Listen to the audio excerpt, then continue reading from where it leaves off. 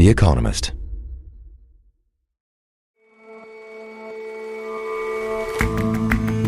Hello and welcome to The Intelligence from The Economist. I'm Jason Palmer. And I'm Rosie Blore. Every weekday we provide a fresh perspective on the events shaping your world.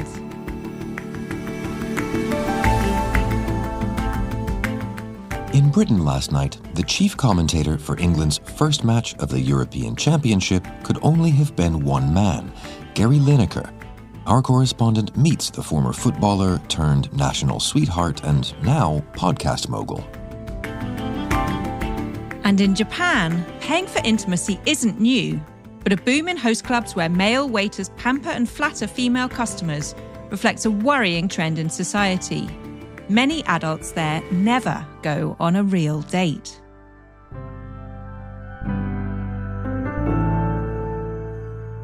First up, though,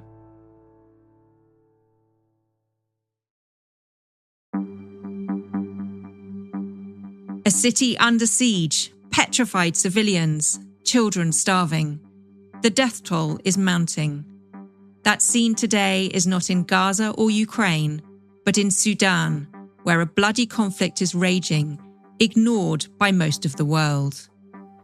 The country has been plagued by coups and civil wars for decades.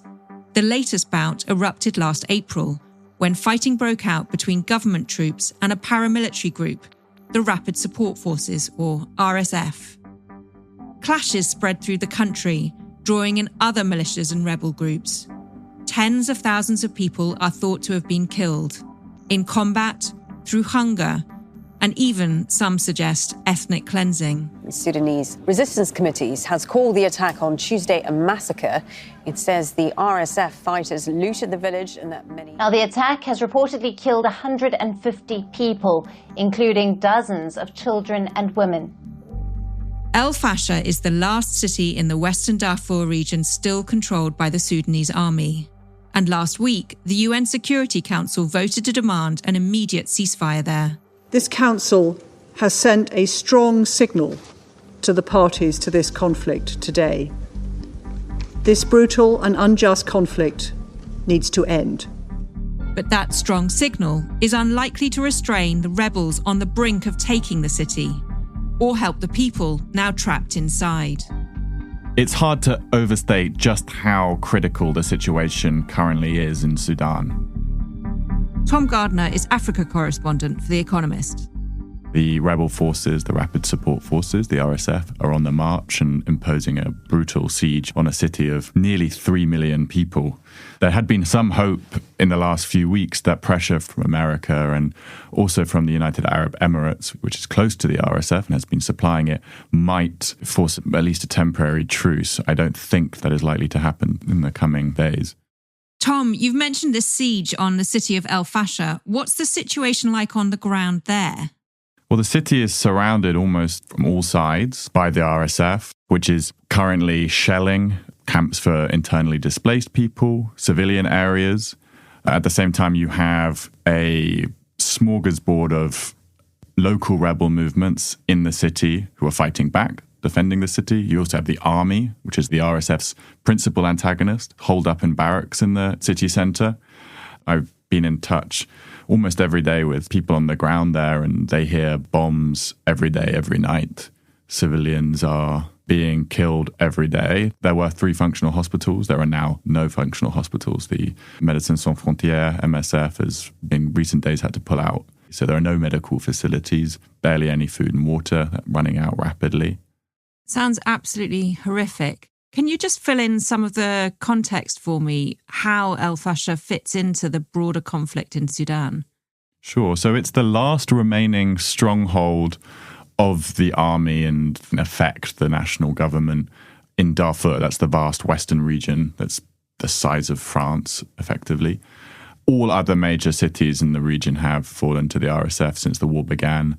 If El Fasher falls, and it's where the army has its last significant contingent, that is a game changer for the RSF. The RSF's aim is essentially to take control of the Sudanese state.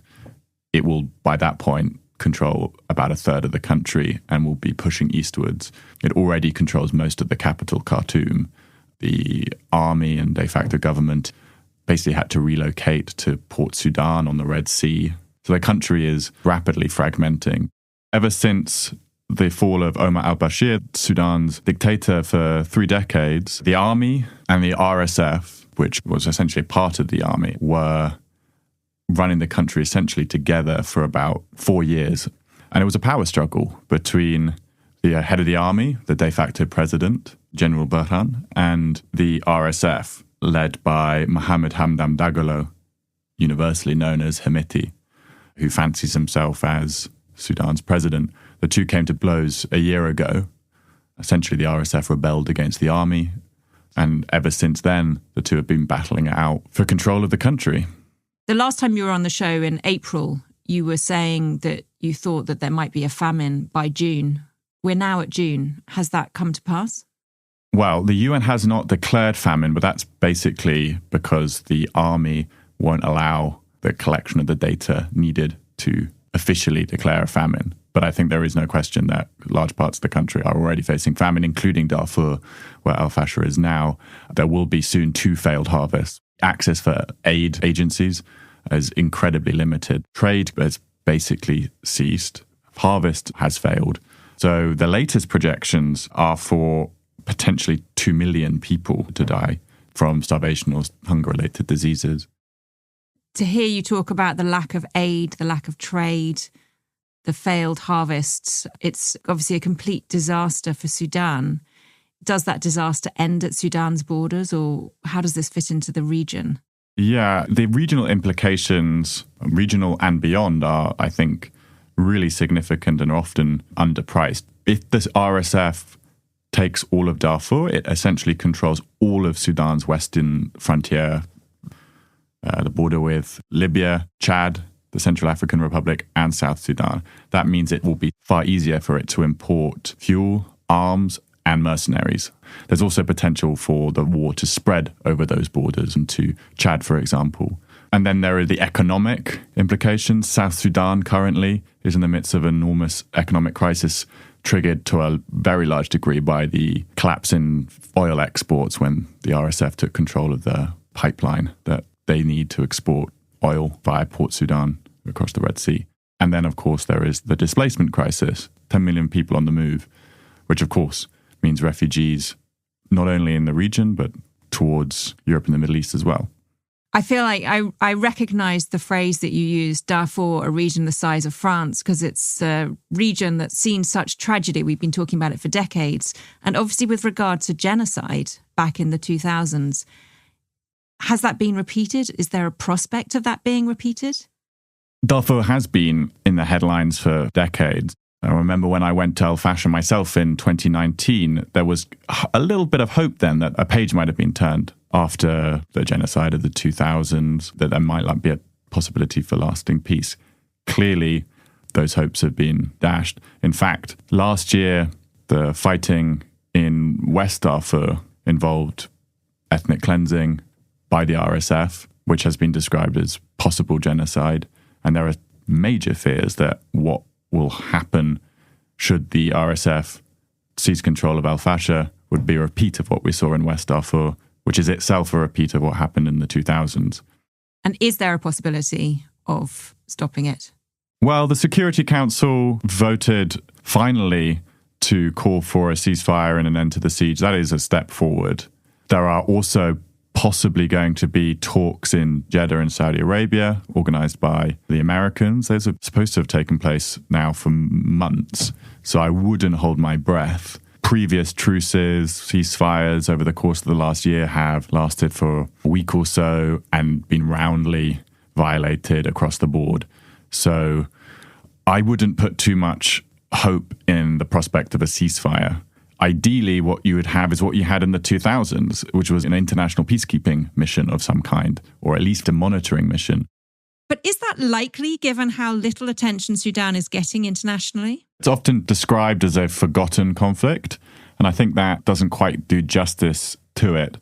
It is a choice made by policymakers to deprioritize the conflict. Yes, there are conflicts around the world which are taking up bandwidth, But there has been this choice to treat Sudan as a regional or a localized conflict that can be safely ignored or downplayed. And I think that's what needs to change. There needs to be a level of awareness among policymakers in Europe and America and elsewhere that this is a conflict with regional implications, maybe even global implications. As the US Special Envoy for Sudan has recently said, the potential is for Sudan to be Somalia on steroids, and if anything, that might be underplaying it. Tom, thank you so much for coming in and for talking to us about something so important. Thank you, Rosie.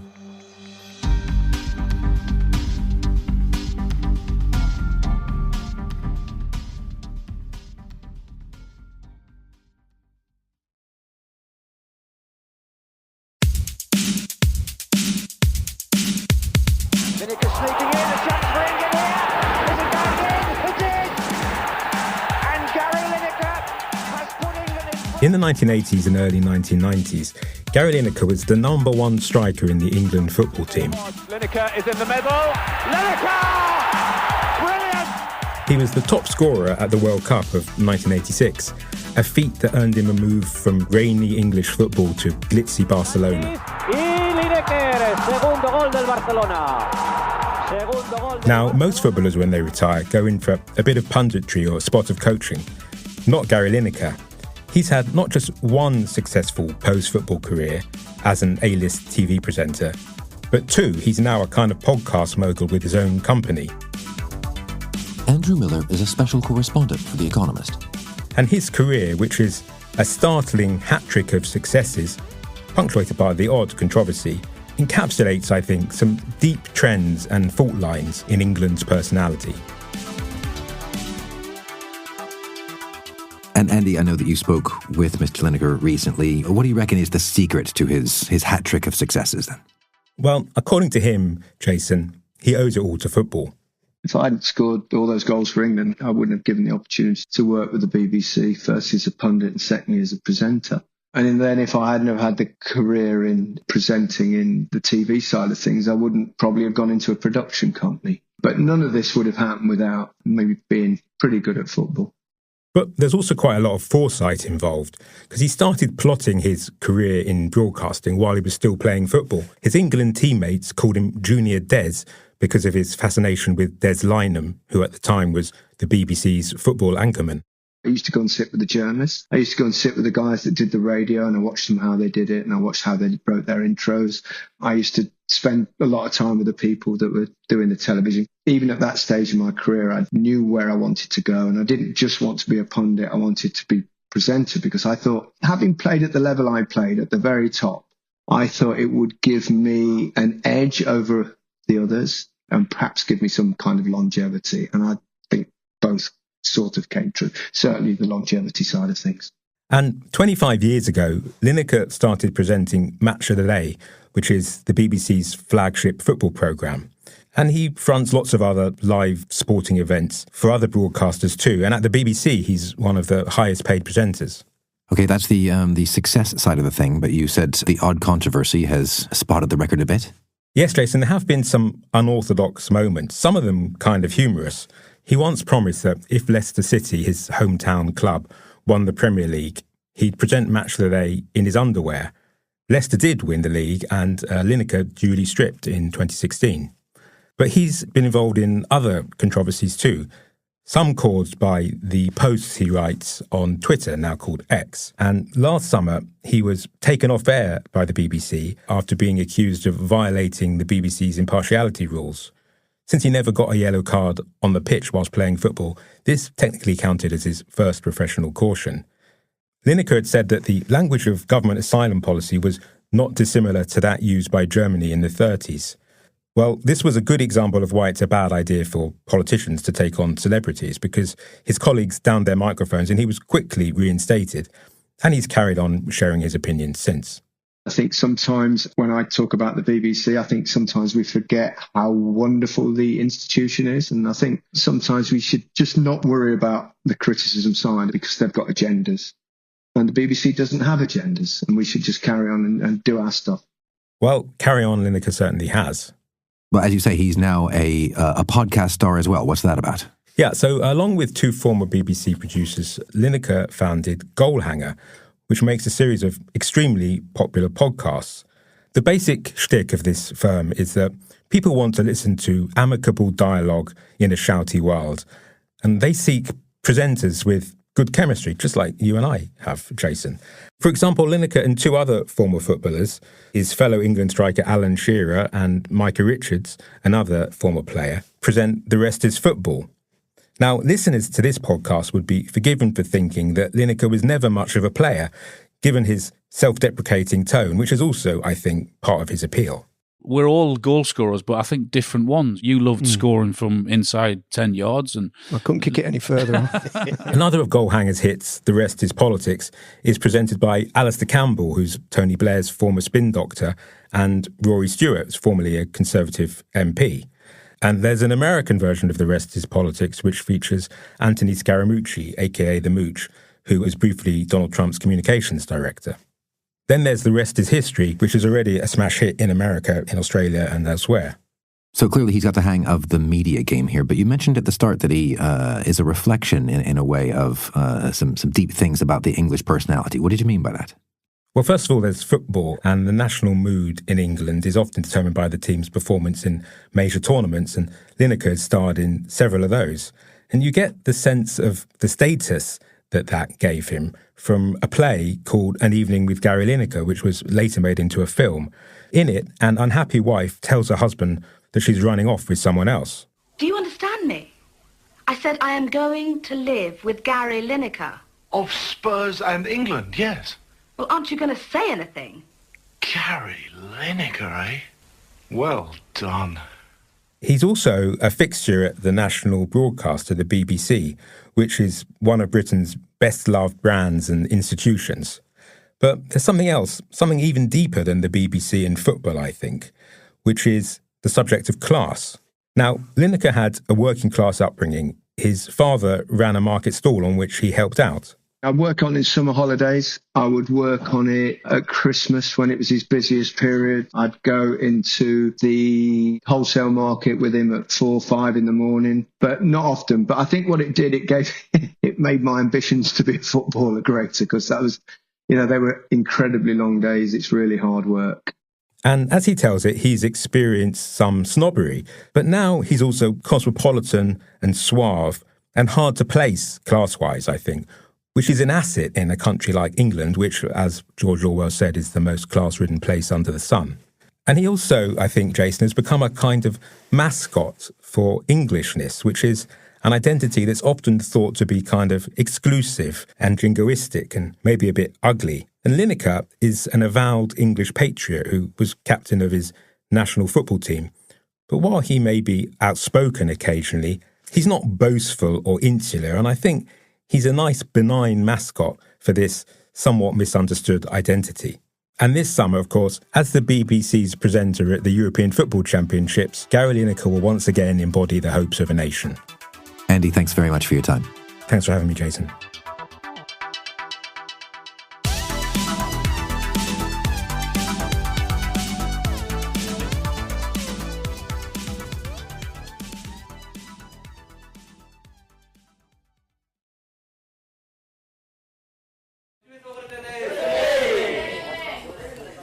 Recently, I went to visit a host club in Kabukicho, a big red light district in Tokyo.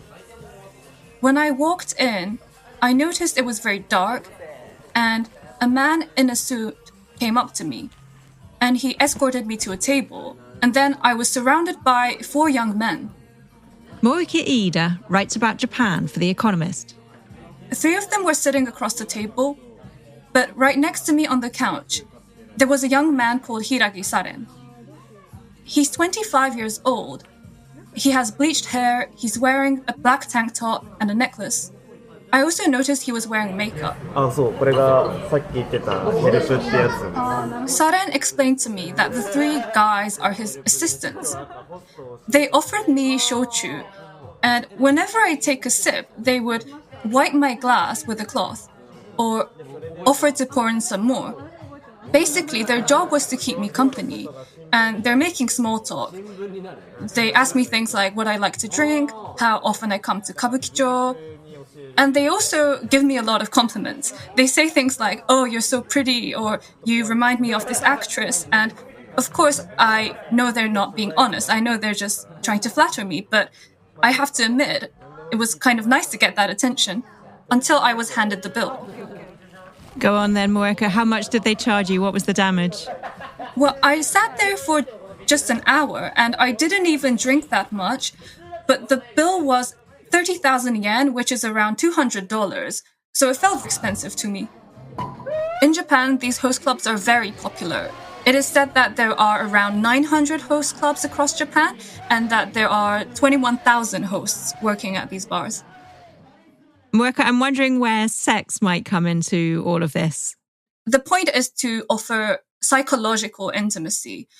So there's a lot of communication outside of the bars as well. Sex is not officially part of the deal, but depending on the relationship between the host and the client, it could happen somewhere else. So tell me, what is the appeal of these clubs for Japanese women? Why do you think they're so popular, particularly now? I think to understand the popularity of hosts, we need to understand that women in Japan are increasingly having a life outside of the home and the family. So today, more than 60% of Japanese women in their late 20s are unmarried, and that's double the rate in the mid-1980s. And singlehood is also on the rise. A recent survey found that more than a third of unmarried adults aged 20 to 49 had never dated in their lives. So a lot of people come to these clubs because they're lonely. Obviously, Japan has a long history of geisha clubs. Are these host clubs for women a new thing? The history of host clubs is actually quite long. So the first host club opened in mid-1960s. And at that time, it was mostly serving as a dance hall for rich married women and widows. I went to speak to Hojo Yuichi, who runs the oldest active host club. It's called Aihonten.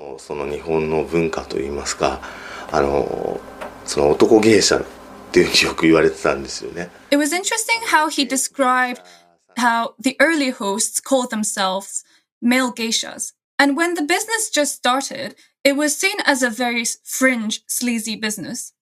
But over time, that stigma has faded. These days, a successful host is a celebrity. Sudden, for instance, is from a rural area in Japan, a small town called Aomori, but he moved to Tokyo with the dream of becoming a famous host. And he was saying he wanted to be a part of a glamorous world. It's a glamorous world, but it's also a very expensive one for these women relying on host clubs for their social life, isn't it? Yes. A lot of feminist groups and the media are accusing host clubs of exploitation. For instance, overcharging for drinks or manipulating women into racking up huge tabs. So I mentioned I paid around 30,000 yen or $200, but some clients actually pay way more than that. Some women pay millions of yen in just one visit, and some of them end up in debt. Some women go to extraordinary lengths to feed their host habit. A survey last year showed that among women who were arrested for selling sex around Okubo Park, over 40% of them were doing so to earn enough money to go to host clubs. And now even politicians are discussing ways to regulate the industry, and host club owners are trying to preempt that by coming up with better self-regulation. But actually in Japan, it's not just women who spend money to access intimacy. There are so many businesses that are similar to host clubs here, and that includes hostess bars, so female entertainers serving male clients, and there's also things like maid cafes or cuddle cafes. If more and more people are paying for intimacy, men and women, what does that do for the prospects for people finding real intimacy, getting real relationships? On one hand, we should respect these people's agency. They have the right to spend their money however they want. But on the other hand, there's something worrying about how so many people in Japan have to spend money to access intimacy. One client I spoke to, Yamada Kurumi, is one of those women who is in sex work to earn enough money to visit the host clubs, and she goes once a week. Kurumi had boyfriends in the past, but she finds the hosts more exciting. いろんなお店に行ってお金を使ってシャンパン飲んだりとかって女の子も She also said some girls visit different host clubs to see different people, but she's very loyal to the same guy and only sees him. It made me wonder, is that because she's in love with him? So I asked her. その方はなんか今お店で何番目とかなんかそういうのありますか？And she said she didn't know. She can't call him a boyfriend because she's just a client, but what they have feels more than just a business relationship. And Kurumi is about to graduate college, but now she's wondering whether to look for an office job and pursue the normal career track or continue with sex work, which pays better. Kurumi worries that if she gets a normal job, she won't be able to earn enough money and she won't be able to see her host anymore. And that scares her. Muruka, it's really interesting to talk to you. Thank you so much. Thank you so much, Rosie. And if you want to hear more from Muruka, tune in this Saturday to The Weekend Intelligence, when she reports on the backlash against feminism in Korea.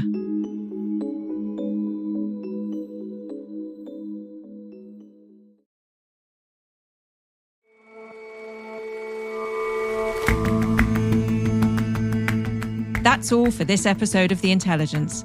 Let us know what you think of the show. You can get in touch at podcast@economist.com.